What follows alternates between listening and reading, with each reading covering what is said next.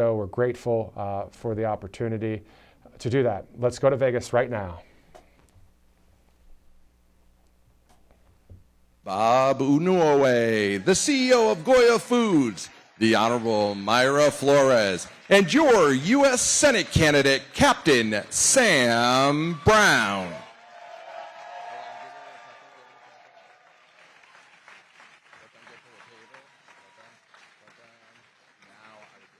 Ladies and gentlemen, please welcome the next president of the United States, President Donald J.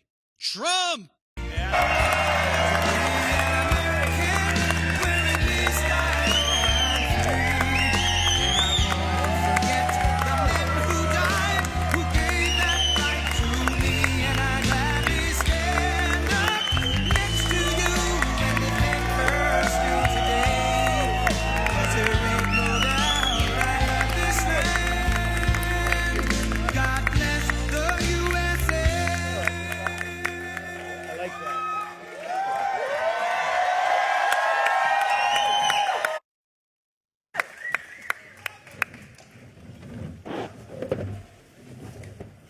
Thank you very much. Welcome.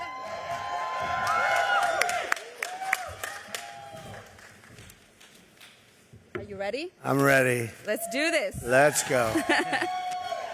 Welcome to today's roundtable discussion with our host, Building America's Future. This is their 50th stop on America's Future tour. My name is Mayra Flores. I am the first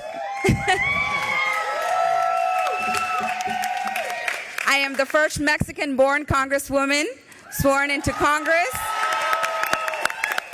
in 2022, and I'm here today to moderate this important discussion. Building America's Future is a 510c4 that was created to inform and empower Americans to take ownership to our country's policy direction and demand that our government at all levels enact policy reforms to improve the lives of Americans. We need to make America's future great again.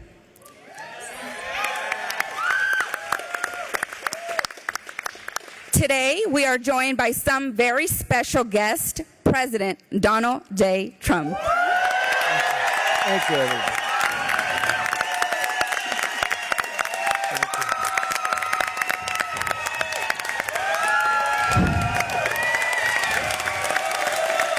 Thank you. Thank you. Thank you, everybody. Thank you.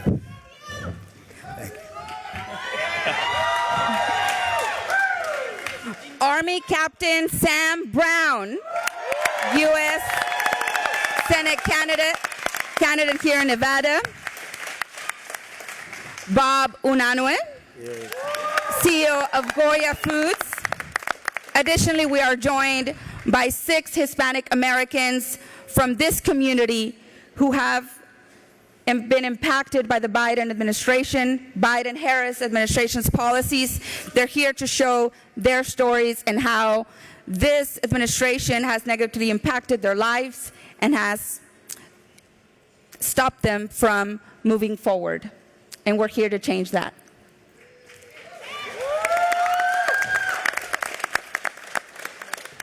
Lydia Ruiz Dominguez, a mother, author, Air Force veteran. We have Brian Ursua, a husband, father of 5, proud Teamster, Local 631 member.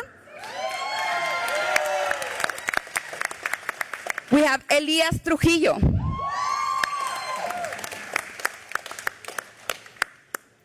and now we have also Linda Fornos. We have Iris Ramos Jones. And we have Rafael Arroyo. We know President Trump has built one of the strongest economies ever. lifting up all Americans, especially the Hispanic community. Under President Trump's leadership, the Hispanic community saw a record low unemployment and low poverty. As part of this immediate plan to help our economy recover from this disastrous economic policies from the Biden administration, Harris administration, President Trump has pledged to eliminate taxes on tips so that Americans can keep more money in their pockets. I want to share my father's story, Saul Flores. Back in 2016, he was with her. And in 2020, he voted Republican for the first time. And he voted for President Trump because under his administration, his trucking company was thriving.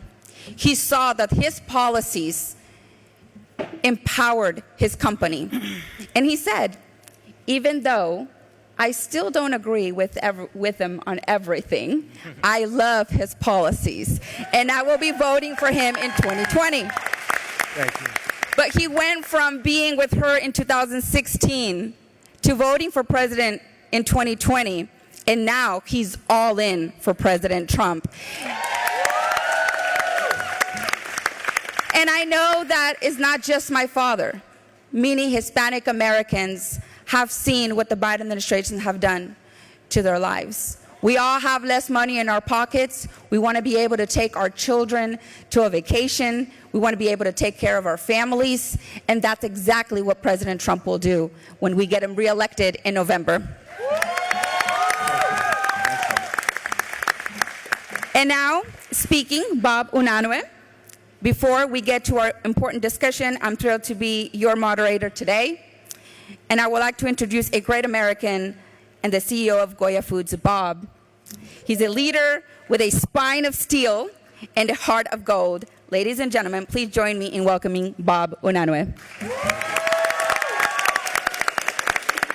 Thank you, Myra. And you're so important for Texas. I've been down with you a couple times, and I remember you telling me your father said you convinced him to vote your way with In God, 2020. family, work, freedom. He said, you asked him, why did you vote conservative, Republican? He says, my party has abandoned me. They've abandoned him. And they've abandoned many Latinos. And that's why we're here today, and our future is at stake. I want to also recognize Captain Sam Brown, who at a young age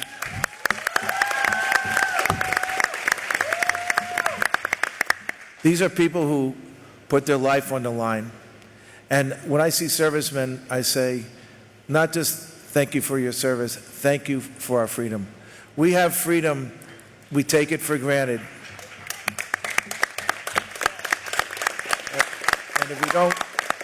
And if we don't get it back, we're going to lose this country. And that's why we're sitting next to the greatest president of our time, Donald J. Trump. Amen.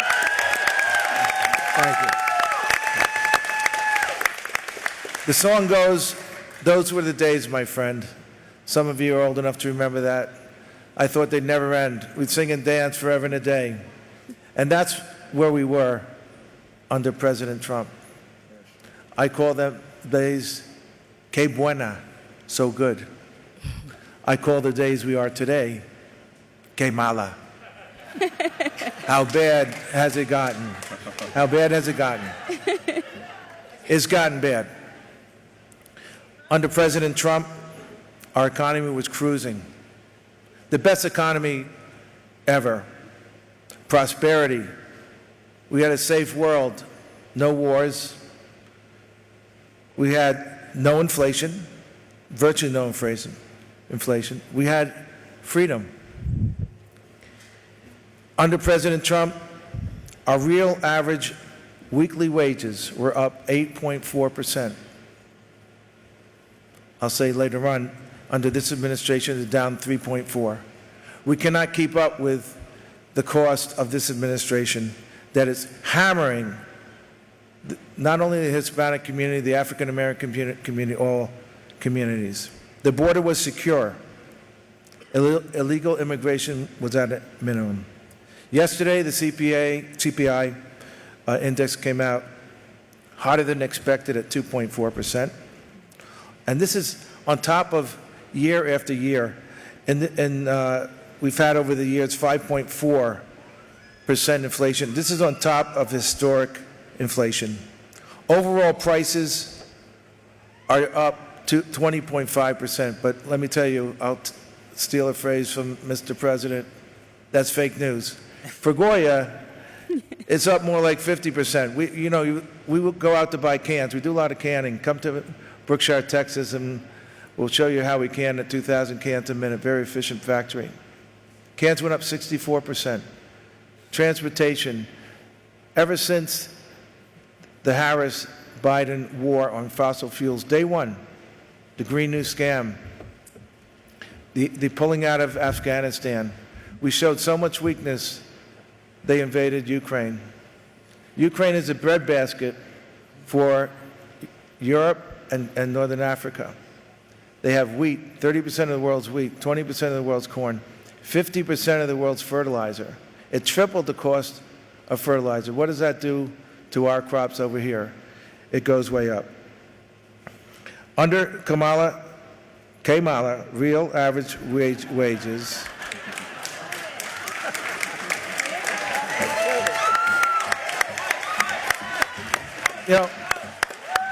I don't say that, to get a buzz or as an insult.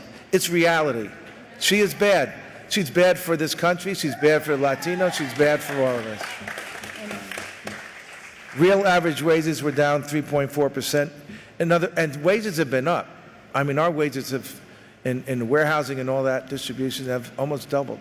But they're still not keeping up with the cost of this administration, the burden they put on our society.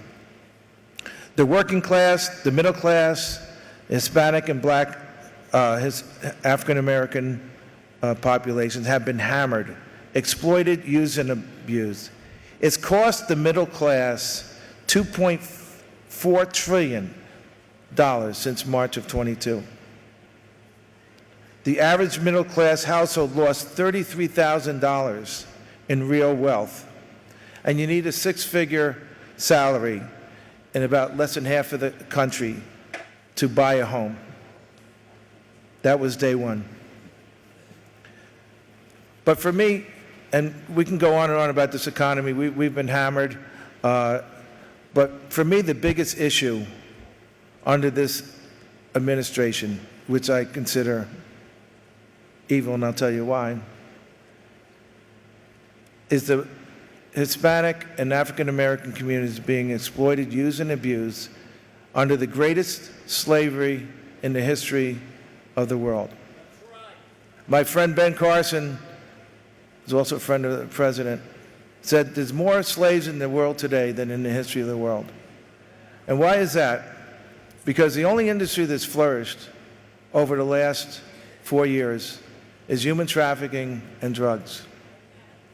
We are not just inviting people in, we're bringing people in. Let's ask some of the NGOs. We are actively bringing people to this country for exploitation, millions of people. Last year, on April 26, 2023, Tara Lee Rodas testified before Congress that the U.S. is a middleman in the trafficking of children. Last year, there were 85,000 children lost. Not lost, they were sold. In my opinion, they were sold. And we're the middleman, as Tara Lee said. Recently, the Inspector General of HHS, Health and Human Services, under Javier Becerra and Alejandro Mayorkas, Latinos, abusing Latinos, because the Latinos are the biggest target of trafficking. And women are 70% of people trafficked. Children are 25%. Imagine you have a woman taking care of our border, abusing these children. The Inspector General says that 325,000 children are missing. Again, they're not missing, they've been sold. This is pure evil. It's a spiritual war. Back 4 years ago, on July 9th, 2020, President Trump invited me to be on the White House Commission for Hispanic Prosperity. this administration fired me. I guess they don't believe in Hispanics or prosperity for Hispanics. But I said the word blessed. It came on my lips from the Holy Spirit. And I got in a heap of trouble, a boycott, but the president supported me. I guess you can call for a boycott. You can't support a company. But he supported us, and we did so well. AOC, who had called for a boycott, we named her Employee of the Month for improving our sales so much. Right. But, and as a Latino, I'm probably going over the 3 minutes. I'm sorry, Myra. Thank you, help Bob. Ourselves. God placed his hand, God's hand was placed on Donald J. Trump. Then,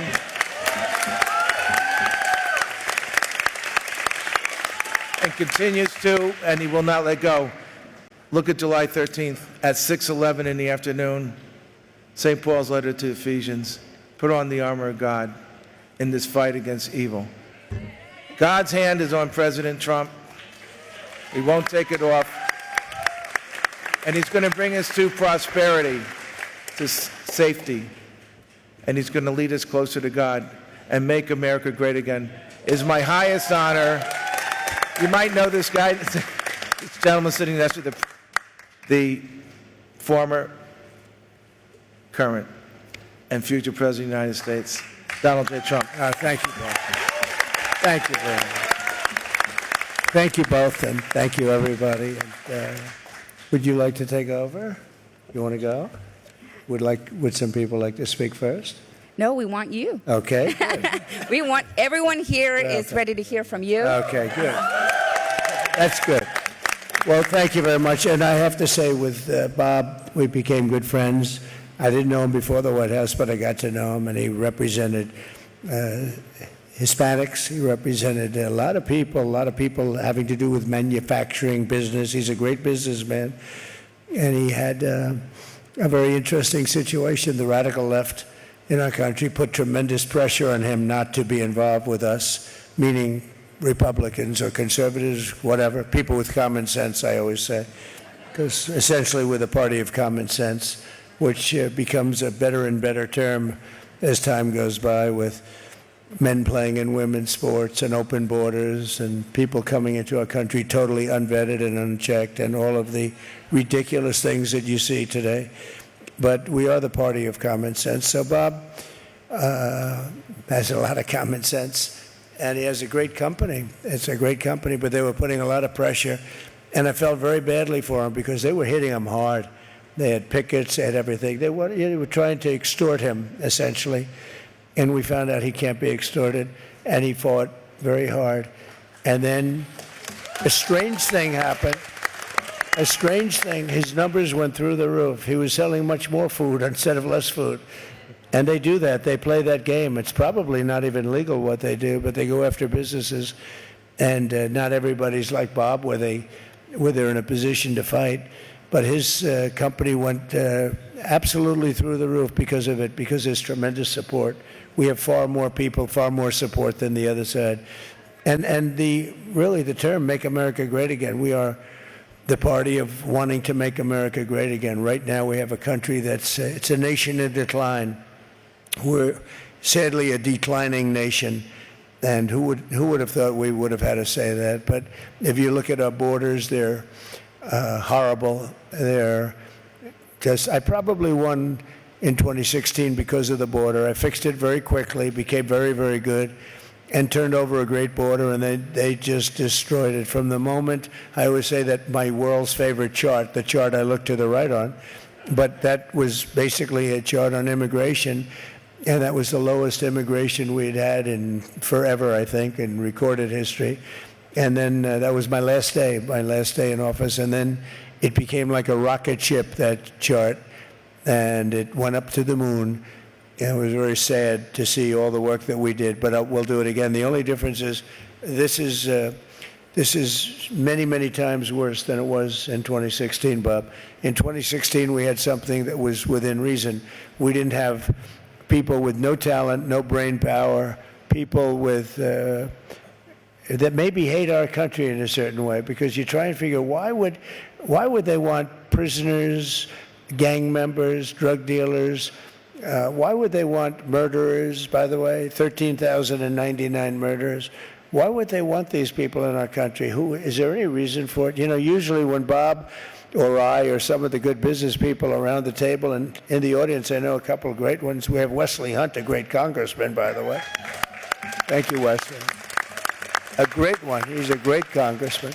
But we always say, you know, we want to know what the other side is all about. Where are they coming from? This is one of the few times you really say, what are they doing? Where do we benefit?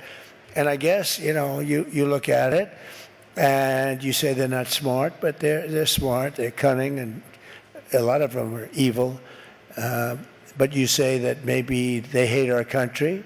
I believe they could be some of that because, you know, when you allow drug lords to come into our country, when you allow the people that they're allowing, and by the way, they're emptying prisons out all over the world. This is no longer South America. This is the entire world. From Africa they come, from Asia they come, the Middle East, South America, yes. But it's not exclusive South America. This is all over the world. The Congo, we have a lot of people coming in from the Congo in Africa, and it's incredible. But you just say, why? Why are they doing it? And it has to be evil intention. And then you realize that so many other things that they do, like transgender operations, where prisoners, people that are being held as prisoners, if they request a transgender operation, they get it. Now, who would even believe this is possible? And she was one of the ones, Kamala. We don't have to talk about Joe because Joe was overthrown. He was overthrown as president of the United States. First time that's happened. We call it a coup. I just say he was just overthrown. It's simpler. People say, what's a coup? A coup is you were overthrown. And I believe he likes me more than Kamala. But, you know, what do I know? How would I know that? But I think he likes me actually a little bit, about this much more than her. But they're having a lot of fighting going on. And they asked her a question the other day on one of these ridiculous shows. And they said, well, what would you have done different? What would you have done differently? You know, she complains what she's going to do. And I always say, why didn't she do it? It's so easy. You just sit back. Why didn't you do it? You had almost 4 years to do it. But she's worse than Biden, I'm telling you. He's more intelligent than her. Can you believe this? Can you believe? Okay? And it's not that I'm a fan, but I think what happened to him was terrible. He had 14 million votes. She came in last because she was the first one to drop out of the race. She dropped out. There were like 22 people, and she dropped out. And it's a terrible thing. I mean, you talk about a threat to democracy. That's a threat to democracy. But the biggest threat to democracy is incompetence. And we have incompetent people leading our country, and we have problems other than borders. We have the biggest problem is probably the possibility of World War III. And that would be a war like no other with all of the weaponry that you have today. You have weapons the likes of which this world has never seen before. So we have people leading us that are not the right people. And, you know, we had no wars. I finished off ISIS. We had the best economy ever. We did great. And for the Hispanic Americans, because that's why we're here, I want to just say household income for Hispanic Americans. I asked them, give me some of the just basics, reached an all-time high. So your household income was the highest it ever was. The Hispanic American poverty hit the lowest rate ever. So the lowest rate of poverty, the highest rate of income. So far we're doing good, right? That's not bad. After that, what else? You almost don't have to say anything more. The household wealth of the median Hispanic family grew by 65%. Think of that one. Home ownership among Hispanic Americans reached the highest level ever by far. And we cut taxes and regulations for Hispanic-owned small businesses and people. And now we did this for everybody, and everybody did better, but Hispanic Americans did just right at the top. Now, let me tell you what is happening at the border, because it's affecting you probably more than anybody else. African Americans, Hispanic Americans, people are pouring in and taking your jobs. and your jobs are being taken, and that's all because of Kamala and Biden, and really, in this case, her, because he put her in charge of the border, and then it was 4 o'clock, and he went home and went to sleep. You know, that was it. He made her the border czar, right? Now she says she wasn't the border czar, and they come out with different excuses, and because there's no excuse for this. We have the worst border in the history of the world. There's never been a border in the history of the world like this. If it was a third world country, because they had no border like this, because they'd fight them off with sticks and stones if they had to. This is the worst ever in the history of the world, and we had the best ever in this country's history, and we had a strong border. We had great people. Tom Homan was one of my advisors, and Brandon Judd was unbelievable, and we have people today that are great. And you know, the amazing thing, they want to do their job. They really want, it's easier for them not to do their job, I assume, but they want to do the job. They see what's coming in and what's happening. But from, you heard the numbers from think of that family income, median 65% increase. Who ever heard of a number like that? But it's being taken away from you by them because of the border. Because people are going to come in and they're going to take your job, and that's what they're doing, and that's what's happening. And if you look at the numbers today, the numbers are way down from where they were. And for the African American community, it's actually a step even worse. So I just want to let you know, and that's the way it is. She caused a tremendous inflation, $29,000 per family. Kamala launched a massive IRS initiative to take more tip money away, you know, no tax, right, on tips. And that was a big deal. And then she goes out a few weeks later, maybe a few months later, and she said, I have a surprise for you, no tax on tips. We sent her a MAGA cap. But she won't, remember, she won't be able to do it. Just like they were unable to fulfill, for 4 years, they said, we're going to cut the tuition, the debt on colleges and schools and all of this. We're going to cut the debt, student loans, we're going to cut them, we're going to give you. It failed. I mean, all that work, all that talk, it was all for nothing. It failed. And, you know, a lot of people had hopes, and it failed because they don't get done what they're supposed to get done. They get done nothing good for the country. The only thing they're successful at is wasting money on the Green New Scam. And you know the number, Bob, the actual number is $93 trillion. That's what they want. And this was done by AOC plus 3. I said, oh, did you study the environment? No. They never even studied it. They just come up. They want to do things like no more cows and no windows in buildings. They have some wonderful plans for this country. Honestly, they're crazy, and they're really hurting our country badly. But I just want to say it's been an honor. I've had such great support from the Hispanic community and from the black community.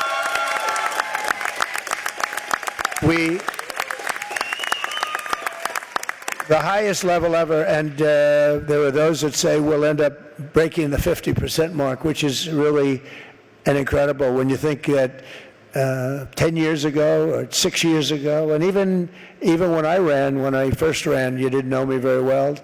And you got to know me well. And the second, we did great in 2020. We did better in 2020, frankly, than we did in 2016. Much better. We got millions more votes. But we did very well with the Hispanic. And now we're doing record numbers. And I think we're going to have a tremendous election. I think we're going to have an election like no other. I think this is going to be the biggest and most important election in the history of the country. And a big beneficiary will be the people in this room. They've been just so great. You know, Hispanic people have tremendous, they say you can't generalize, but I think you can. They have wonderful entrepreneurship, and they have, you have such energy. Just ease up a little bit, okay? Ease up.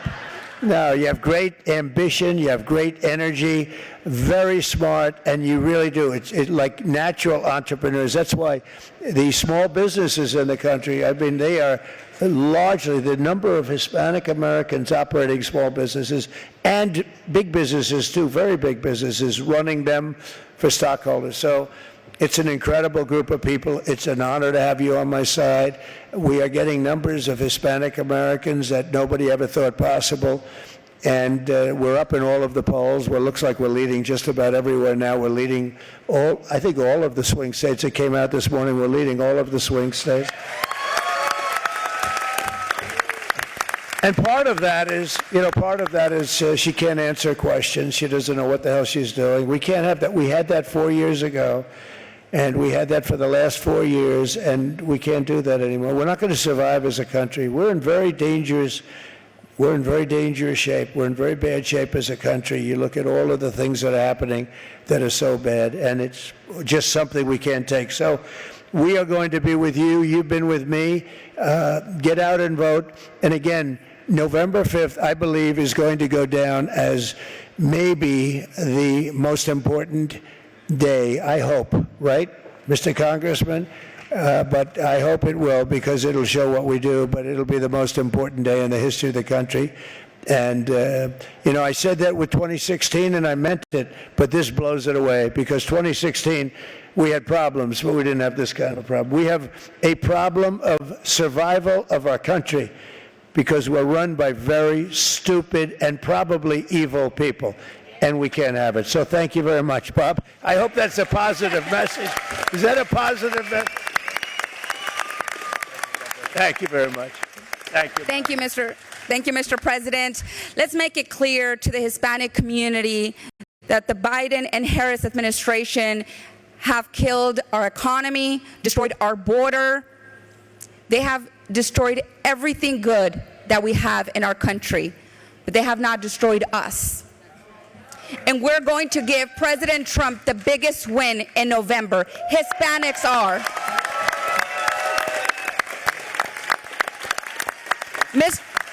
Mr. President is going to have the biggest support any Republican president has ever had from us. I truly believe that. But what's most important for us is our values. And Kamala Harris is destroying our values of family, of faith. And if we want those values to live in our children and the second generation, it's important that we instill those values, but that we also elect those that represent our values, and that is President Donald Trump. I think it's important that we also give an opportunity to Captain Sam Brown to introduce himself. This race is very important for your state, so I want to give him an opportunity to say a few words. Thank you for being here. Thank you for making time out of your day to be here, but also thank you for running. I know it's a huge sacrifice, and thank you for everything you've done for our country. I would not be here if it wasn't because of men and women like you that served in our country, so thank you. Thank you, Congresswoman. Thank you, President Trump, for being here, for demonstrating to the world just how important Nevada is, how important the Hispanic voters are, how important this community is. We're so grateful that you're with us today. Thank you very much. Thanks, sir. Now, look, success is not promised in life. Hardship is something that none of us can avoid. But I want to talk to you a little bit about the American dream. Because most of you know of me as a veteran, as someone who's put on the uniform, served, sacrificed for this country, and I was happy to do it. I was honored to do that. But like so many of us in this room, I've also got a story about pursuing the American dream.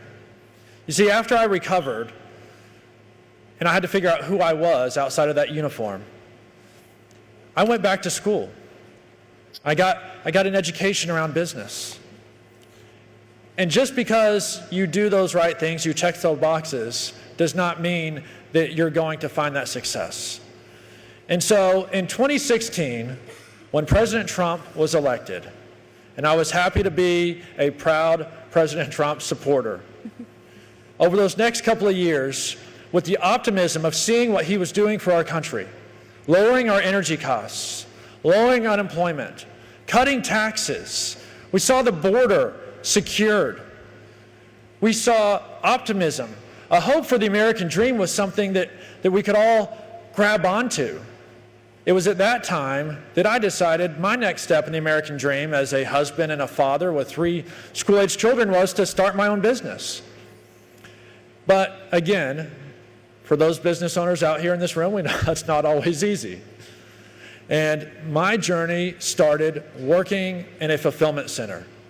When I walked in here today and I saw the racks up against the wall and the cardboard boxes and the pallets, I thought, gosh, it almost feels like home.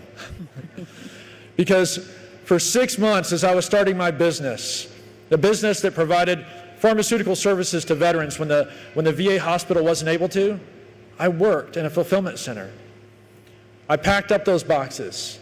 I loaded them onto the semi-truck trailers. I did that for 10-hour shifts 4 days a week. And I went home at night, had a meal with my family, and went to work on my business plan and getting things lined up and ready to go, and was eventually able to make that full transition to being a successful small business owner.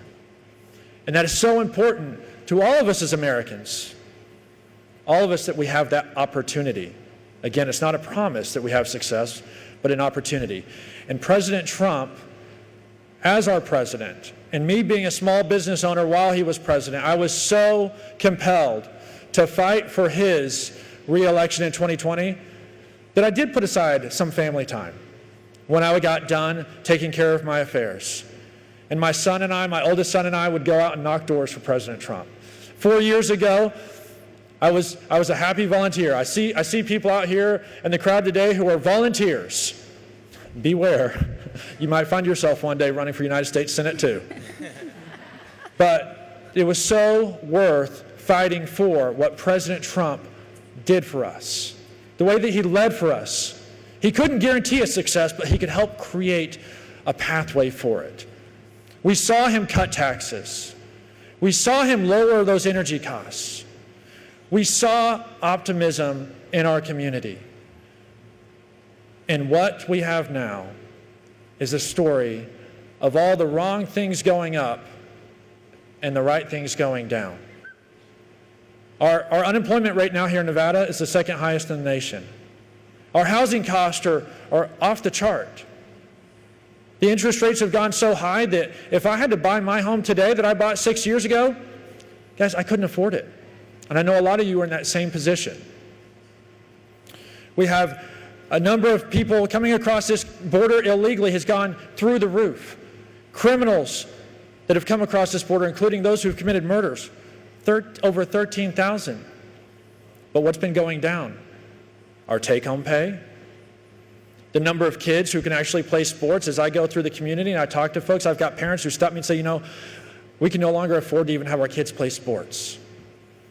There's teachers who've told me they can't even send kids home with homework on paper because they can't afford the ink and the paper to send the kids home to be able to continue their education at home. The wrong things are going down. But while Jackie Rosen has been our senator, while she's voted 98% of the time with Biden and Harris,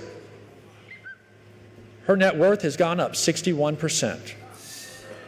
Can you imagine if your net worth had gone up 61% under the policies of this administration? And so let me tell you, there's people in your life that challenge you to be the best version of yourself. There's a couple in this room today. Congressman Wesley Hunt right here. He was an upperclassman of mine at West Point. He may have given me a hard time here or there, but he challenged me to be the best version of myself, to become the leader that I was able to grow into being. I see Pastor Jimmy Morales over here as well. He's challenged me to be the best version of myself, even throwing me behind the pulpit with 20 minutes notice to give us an entire sermon to his church one day. But President Trump, you challenge us all to be the best version of ourselves.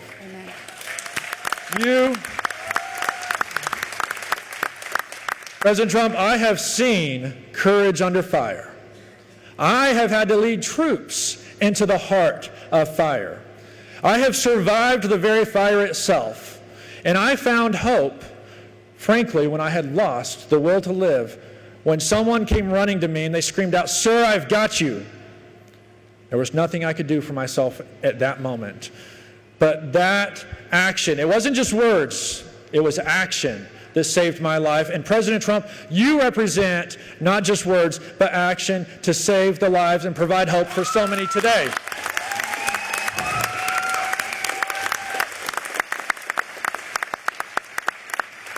One last thing to the women here today and who are seeing this at home. Like my wife, like the wonderful First Lady, like so many of you moms and grandmas and sisters here, you will determine the outcome of this election. My wife challenged me to run. She said, Sam, I know the man you are. President Trump needs you to back him up in the Senate. You women here today, you will determine this election. So let your voice be heard. Get out there, get your family to vote, get your neighbors to vote, get your children to vote, and let's provide President Trump the backup he needs.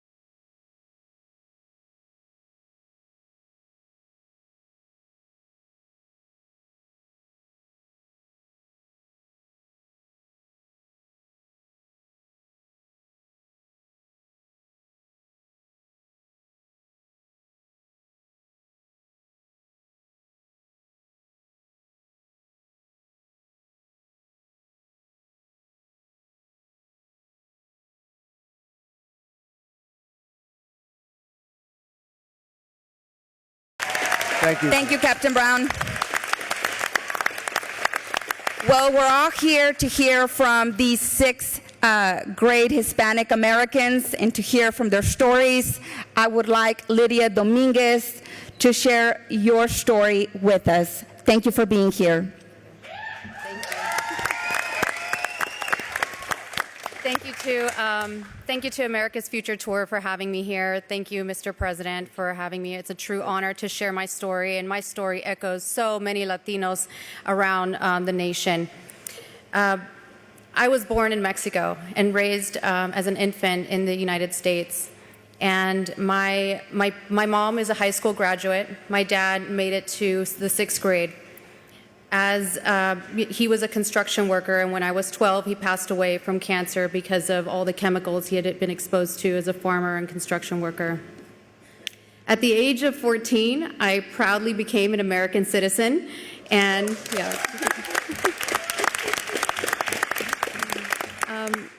you know, I continued, and at the age of 16 and 19, I had both of my kids, and they're right there in the stadium, right there, wave. Yeah. I'm so proud of them. I had both my boys at 16 and 19. So I decided to join the Air Force, and I joined proudly because I had grown up with a sense of service and sense of wanting to do more in my country. Under your administration, I was able to afford a home. I was able to buy my first home and save money, and it was the first time I'd been able to get ahead. And feeling like I'd always been behind, your administration was at the point where I was able to get ahead. Under the Biden administration, I was forced to take the COVID-19 vaccine, and I refused as a religious accommodation, and I was honorably discharged. And with that, most of my savings dwindled under the Biden-Harris economy. And I had found myself having to work 2 jobs, having to do rideshare and having to do graphic designing to make ends meet at that point. I was raised in a Democratic household. My values remained consistent. Mr. President, you were the first Republican president I voted for in 2016.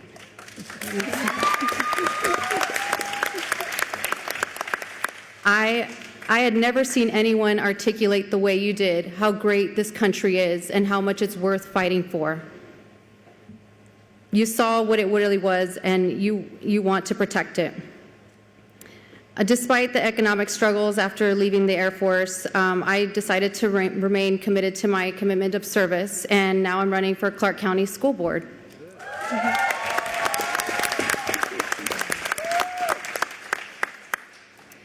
And my story echoes so many other Hispanics. My mom had said, we're a Democrat because we're poor, and the Republicans are rich, so we're not rich, so we're Democrat. And even at a young age, I thought, but I want to be rich someday. How do I get there? And one of the things that resonates that a lot of Latinos experienced as well as I did is, and I'll say it in Spanish first, is my grandma would say, mija, te pueden quitar tu carro, te pueden quitar tu dinero en el banco, te pueden quitar tu casa, pero nunca te pueden quitar que está en tu mente. And she said, they can always take away your car, they can take away the money in your bank account, they can take away your house, but they can never take away what's in your mind. And so education was so important to me. Yeah, and I hold that with my children. I hold that in my community of service. And Mr. President, I support you 100%, and I know my Latino community, my Latino family supports you, and we have been struggling so hard under this Biden economy. We are under a Democratic diet right now, and I am tired of being on that diet. Thank you very much. Great job. Great job. Thank you. Thank you so much. Congratulations. Thank you, Lydia, for sharing your story. Mr. President, Kamala Harris and the Democrat Party do not believe in parental rights. What do you say to parents like Lydia with their concerns? Well, it is so. And you look at the school boards, what's happening. They're being treated like terrorists. I've never seen anything like it. And who would think that when I make speeches, if you would go back 10 years, you'd never even think. But you say, I stand for parental rights. Who would think you have to say that? Bob, when that becomes a major portion of what you have to do, we're going to stick up for the parents, in other words, that they could come and take your child and do things to your child that nobody can believe they're allowed to do. Nobody can even believe it. And no, we're for parental rights. We're going to get those parental rights back stronger than ever before. Right? Thank you, Mr. President. We have another amazing story coming from Brian Ursua. Please share with us your story. Well, first of all, I'd just like to share how grateful I am to be here. And it's such an honor to be sitting here at the same table with President Trump. So, thank you, Brian. Yeah, I just want to start off by saying that I'm just a blue-collared, hard-working man. I'm a follower of Jesus Christ. And what's important to me is your proposal on the no tax on overtime. I work in the trade show industry here in Las Vegas. I'm a Teamster journeyman and a steward, union steward. And we work very long hours.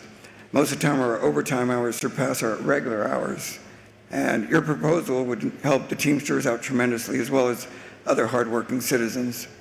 When you were in office, me and my wife, we had a pretty nice savings account. But with this current administration, my savings have been depleted. My wife and I have noticed what we used to spend on groceries for a family of 6. It's the same amount that we spend on just the 2 of us. We're empty nesters, and we're proud of all our adult children. They've all moved out, and all of our children have roommates. They aren't able to afford even renting on their own, not to mention buying a home. Right. I remember when you were in office, the economy was booming. I knew a lot of people that were able to come out from underneath the government's thumb. I was able to introduce my friends to our real estate agent, and they were able to achieve the American dream. They were able to buy a home. Life was good when you were in office, and you didn't hear people yelling, defund the police. We had safe communities. Our country was safe. When you were in office, you showed your strength and achieved peace through strength with other countries. Your leadership trickled down into our communities, and we respected authority in one another. We need secure borders. Without borders, you have no country. And with the flood of illegal immigrants, this administration has no plan with no structure. And with no structure, you're bound to have chaos.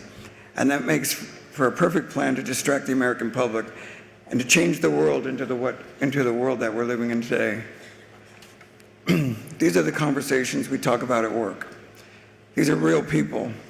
I work with a lot of people of different nationalities and backgrounds, and I respect everyone's opinion, but I'm telling you, the majority of all the people that I talk to want you back in office.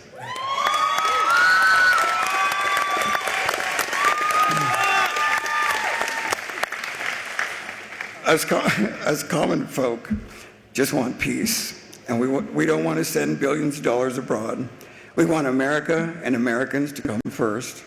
We want secure borders, safe cities, safety for our children, a better economy, and a better president than the one we've had to tolerate for the last 4 years.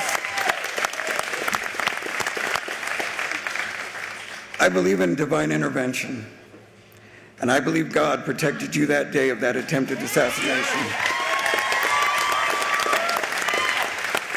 And I truly do believe that the Lord isn't finished using you yet. You have a purpose here. Promises made, promises kept. I went to so many rallies of yours, and I can still hear you saying that. And I remember keeping your word. We love you, Mr. Trump. Keep doing what you do best and run this country the way this country needs to be led. Thank you, Brian. Trump 2024. Thank you, Brian. Very nice. Brian, you have an incredible story. Thank you for sharing. Mr. President, you have gotten a lot of support from unions, from Teamsters like Brian. Right. Why do you think that is?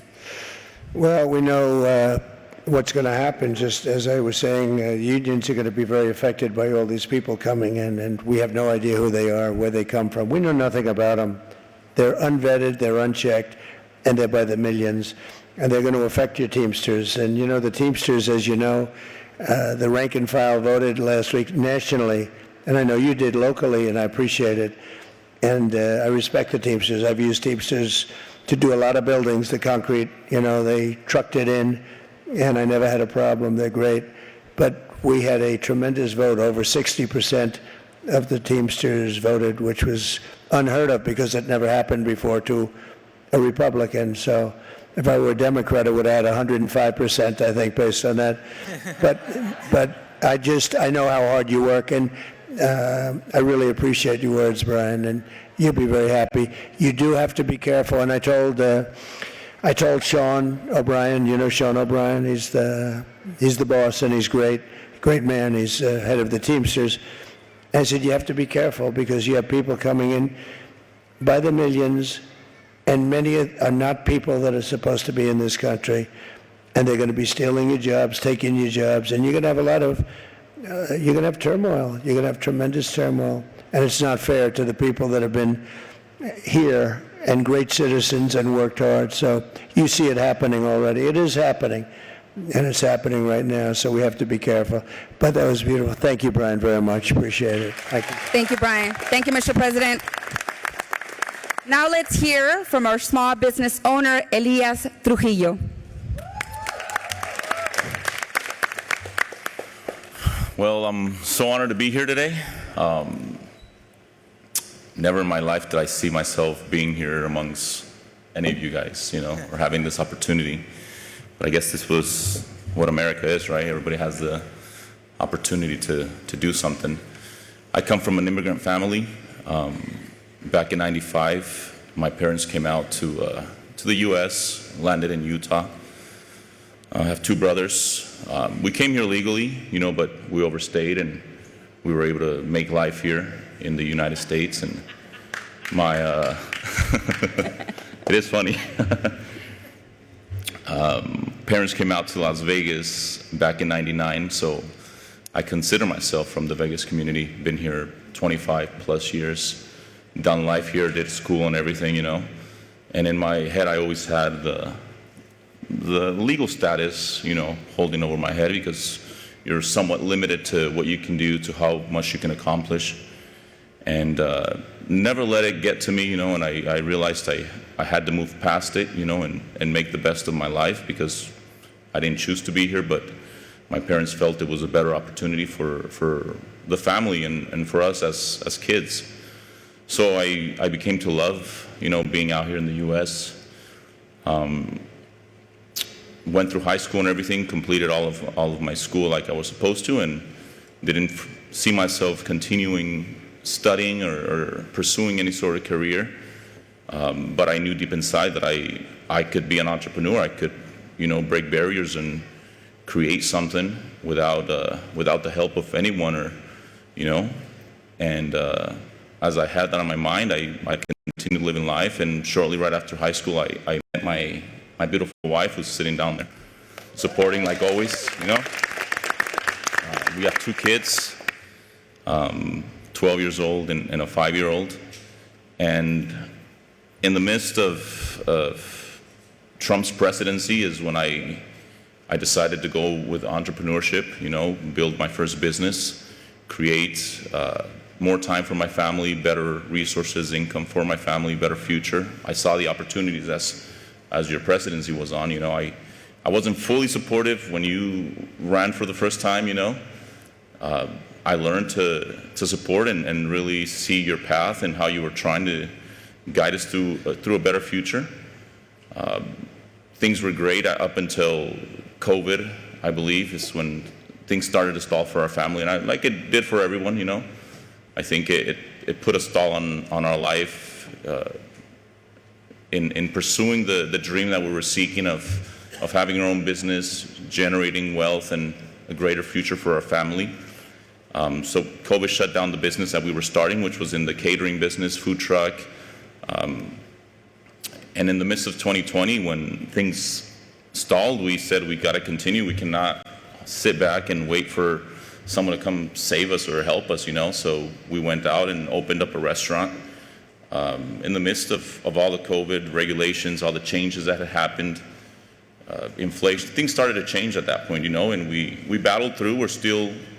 We're not thriving as we should. I think this last 4 years have been very difficult for small businesses, especially in the food industry, cost of goods, labor, all of the things that have changed, that weren't the same. So we've been able to still stay afloat, pushing to try to open more locations, to generate more revenue, to be able to still grow. But there's obviously limitations to what we can do, what's in our hands, our control. One thing that you guys have mentioned, Hispanics, they don't give up. They find a way. We try. We make it happen as much as we can, and I've done it many times, and I've had to do it many times. But I'm happy with the opportunity that Trump has again to run and hopefully get us back on track. I think there's room to make America greater. Some of the policies that you're proposing or that you've said, like the taxes on tips, services, things like that. I've worked jobs where people solely live off tips. That's majority of their income, and then it gets eaten out by their job because of the taxes and all that stuff, when it's money that they're earned and should rightfully go to them. So I think this is the beginning of the start for changing laws that can benefit the communities more, can benefit Hispanics, and not just Hispanics, but in general population. I think there's many changes that need to be made. We need to come back to the nuclear of our family. Our soul of the country should be based on that. The love of our family, the love for our children. Them trying to maintain their sanctity, their holiness as long as we can. That's the future that we have, and we can't let ideas, people influence that. They're precious. So I believe we need to get back to that. I feel confident that you're on that page. You want that for the nation. You want that for people who have a belief in a higher power, a greater God. And if they don't, they should also be willingness and hopeful for a better future for their kids. Everyone should want the best for them. So there's many things that I think can be changed, and I don't foresee this current administration making those changes or taking us to a better future, I believe you are the best fit for helping us get there, and I hope that you can sit in and chair again. Thank you very much. Beautiful. Very good. Thank you very much. It's very nice. Thank you, Elias. And I agree with you. I believe that the Hispanic values are what's going to save this country. I want to talk about the tax, no tax on tips. I was a server for many years. I understand the struggle of not wanting to report all the tips because we knew that we're going to get taxed. Mr. President, are you going to get the no tax on tips signed into law? Yeah, I think we will. We had tremendous enthusiasm in Congress for it, even on both sides. They said that was a good idea. Nobody ever thought of it. I have another one. I was in Detroit the other day, and I said we're going to have deductibility of interest on car purchases, and the place went crazy. And top people at Wall Street, two top people, like the top people, where did you ever come up with that idea? And it was something that I just felt we have to bring back our car industry. We have other things even beyond that to bring it back, actually, but that was something. So we have the ideas with the no tax on tips. I was at my building, and a waitress came up, and she was complaining about the way they're harassing her. I said, on what? She said, tips. I said, really? Well, really? I never heard of this. And they said, no, it's terrible. They're actually passing new legislation to go after people on tips. I mean, really deep stuff. So I said, what do you think of the idea of no tax on tips? Because it just seems like very hard money to get for the government. And, maybe you should be entitled. And also, I think a big thing could be for you, but it could be for a lot of the people. You work overtime, no tax on overtime.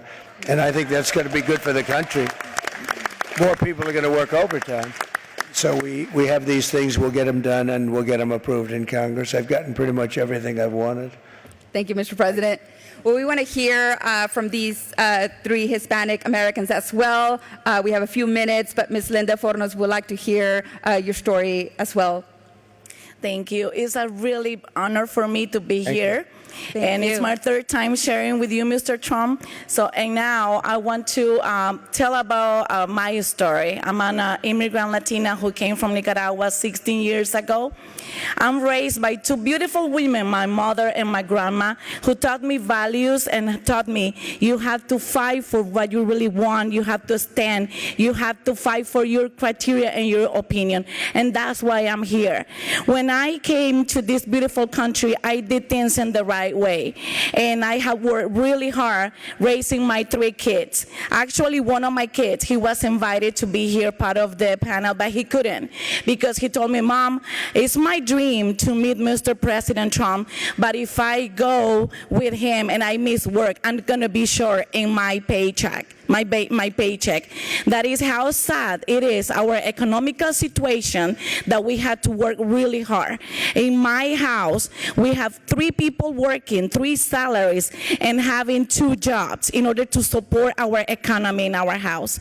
And it's not just me, it's all the community, the Hispanic, that they are facing the same situation. What is frustrating is how Democrats who stand for Hispanic, that's what they say. We are here for Latino people. And I ask to everyone what they have done to us. Nothing. They have done nothing. And that's one of the reasons why the Latino community now stand for you, Mr. Trump. That's what they are, supporting you, and they want you back. It's not time to regret, because many people, they vote for Democrats, as I did. But now, I'm standing here, and I'm standing for all others who wants to be part of your team, who wants to be part of this American dream. And believe me, they are waiting for you to hold your hand, and they have the faith that you are going to bring America again, as we are dreaming to have it. Thank you very much. Thank you, Linda. Go ahead. Iris Ramos Jones, we would love to hear your story. Thank you again for being here. Thank you, Mr. President. It is an honor to be here with you today. I am a first-generation immigrant from Ecuador. I came to this country 11 years ago. I became a citizen when you were president 5 years ago.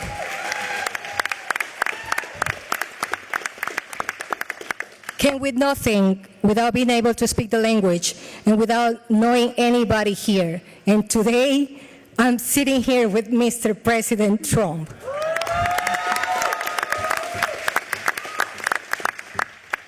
Cameron, that's my daughter.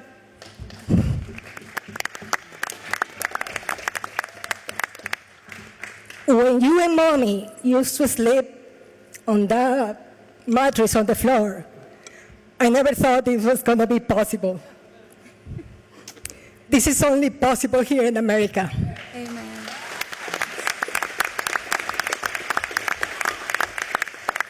And that is why you got to defend this country until the end. And that's why you have to love this country unapologetically, as I do. There is only one America. Do not take it for granted.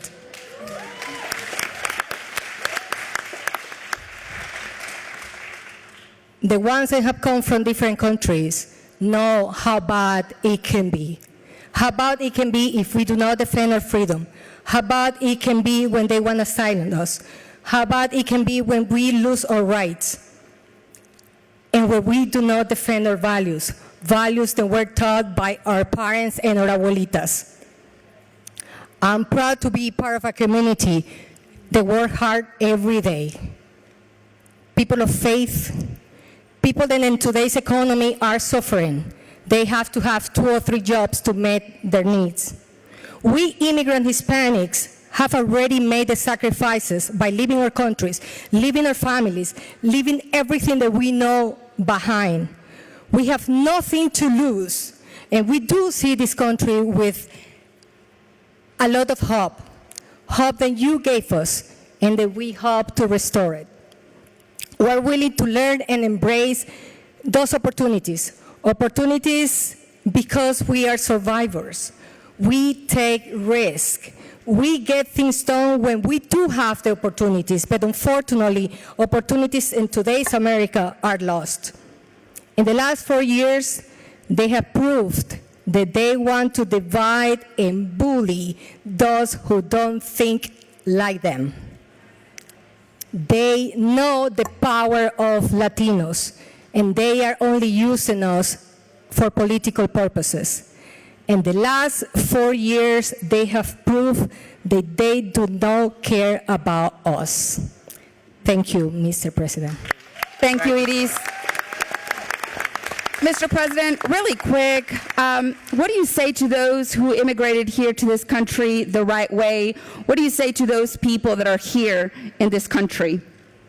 So you have a lot of people that came in and they went through 10, 12 years of work, and I think they're being very unfairly treated. They've worked so hard, and they're so proud, and they love the country. And we have people coming in, many people coming in and do a good job, and many people shouldn't be on that line because they're dangerous people. We have a lot of dangerous people. And we're going to take care. We want, just so we understand, we want to have strong borders, but we want people to come into our country legally, and it'll happen. We're going to have a lot of people come in, but they're going to come in legally, and that's the way it has to be done. We all know that. I think everybody knows that around the table. Thank you, Mr. President. Rafael Arroyo, would you please share your story with us as well? Yes, and it's an honor to be here. Thank you, Mr. President, for doing this and taking the time out to talk to the Hispanic community. So I was born in San Juan, Puerto Rico, and I moved here. We got some Puerto Ricans back there, and I moved here when I was 6 with my family, and I started my business in 2008, right in the middle of a recession, as they say. 23 years old. My business is called Smog Plus DMV Services, and we do emissions testing here in town, and then we go to the DMV for people that are working or they don't have the chance to go because they're out there providing for their families. And I know everybody also loves going to the DMV, right? It's the favorite place. So, but you know, about 2 months after I started my business, I had a detective come in, gun and a badge and everything. He said, "Hey, you know, you can't really do this business." And that was my first interaction with government as a business owner. And that's when I learned, if you don't get involved with government, the government's going to get involved with you. And, you know, a couple of back and forth for a few months, and eventually said, you know what, you're right. The law doesn't say that you can't do this business. So I was able to continue. But instead of encouraging innovation, the default government position is usually to shut it down. So as I continued over the years, I dealt with obstacle after obstacle. Policies that weren't business friendly, regulations that didn't make any sense. At one point I had a meeting with some government officials, and they said, we're going to make this policy change, and if you don't like it, change the law. So I had to get involved. I got involved with state legislators, and it took me 1 year and 4 months, but eventually we changed the law. And, Thank you, Rafael.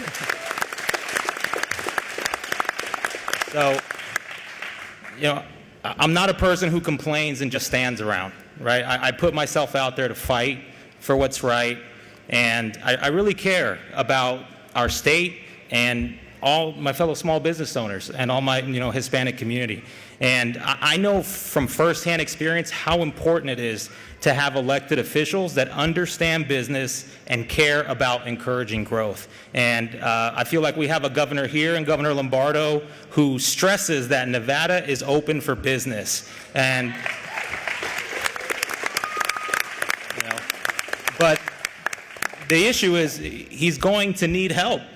And today, for me, some parts that are critical to my business are double and triple the price than they were 4 years ago. And Mr. President, I know you're a businessman. You know how hard that is to see costs double and triple, and what that does to your bottom line, what that does to your employees, what that does to your customers. And as a Hispanic business owner, father of 4, my family's right over there, you know, sitting down. And, you know, it's tough right now. It's really tough right now. And what I'm doing is I'm paying attention to the policies, and I'm not paying attention to the media hype. And I recommend that everybody else do the same. And, you know, the issues that really affect us are gas prices, groceries, the cost of supplies, because at the end of the day, we just want to provide for our families. So, you know, Mr. President, you know, I want to know what can be done to, you know, as an elected official at the federal level, to deal with this inefficiency in government, this bureaucracy that small business owners have to deal with on a day-to-day basis. And, you know, thank you again for the opportunity. Well, thank you, and it's a great story, actually, but big thing with you is going to be the cost of energy, very big thing, and we're going to get that down by 50% within the first years. We have, I say it all the time, more liquid gold. You've heard me say it. Oil and gas. We have more than any other country in the world, including Saudi Arabia, including Russia, and we don't use it to the extent that we can. And the problem is your prices are too high. I mean, it's not a question of inflation anymore. They've already done the damage. You know, the damage has been done. You have things that are costing 50, 60, 70% more than they were 3 years ago. And we're going to get your energy costs down by 50% within the first 12 months. And when that happens, everything's going to follow it. And I think you're going to be in very good shape. Very good story, though. Very good. Thank you. Thank you. Thank you, Mr. President. Thank you, Mr. President. Kamala Harris is telling Hispanic Americans that Mr. President is against us. Clearly, he's for us. And it's going to take all of us to rise up and speak up. We will give President Trump the biggest win in November, but it's going to take all of us to rise up, get out to vote. I want y'all to act like we're 50 points down. We got to get our friends and family out to vote. This is the most important election of our lifetime. The future of our children, the future of our grandchildren is in your hands. I believe in the American dream. Not only am I the American dream, so are you. You are the American dream, and the American dream is worth fighting for, but it's going to take all of you to rise up. This isn't just about us here in this table, it's about you as well. You need to take this election very personal, because the future of our country is at stake, and it's in your hands. So let's give President Trump the biggest win in November. Thank you, everybody. Thank you, Thank Mr. you very President. November 5th. Get out November and 5th. vote. Thank We you, Mr. gotta vote. President. Thank you, everybody. Thank you.